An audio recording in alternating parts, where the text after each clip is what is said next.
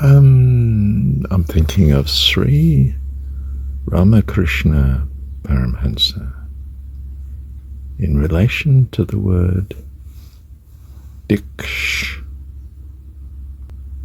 You might spell it D-I-C-K-S-H, although I wouldn't spell it that way, of course.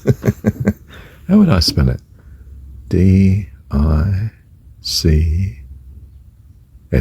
Just miss out the K, of course, as a non-letter. Okay. What shall we say then? According to Paramahansa Yogananda, it means to dedicate oneself. Isn't that lovely? It's that earnestness of dedication, isn't it? Why is that so impressive? Because dedication so one-pointedly prioritizes and achieves its goal. That's what you need. Diksh. Actually, I think they spell it D-I-K-S-H, but still, according to the book. I'm on page 102, more or less, depending on which edition you've got of the autobiography of a yogi, and which reprinting, no doubt, too.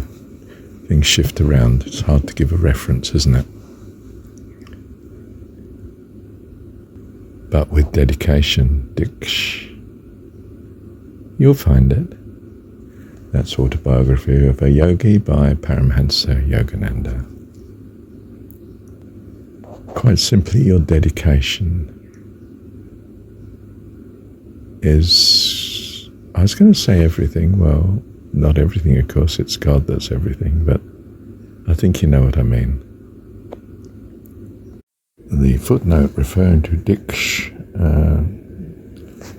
refers, in fact, to Paramahansa's older brother who was seeking initiation into creea yoga, the breathing technique that I've talked about. Well, there's many versions of such, but Paramhansa means in the form that he understands Lahiri Mahasaya wanted us to know about. Why? Well, because the practice of such, dedicated practice of such, is understood to mean, would lead you to understand God, to know God's presence, which quite simply is everything. This is life eternal, to know the only true God, as Jesus in the story puts it. You see, to know a person you need the company of, and the practice of creea, well, gives you a spiritual calmness within that you come to know have the company of God, and know God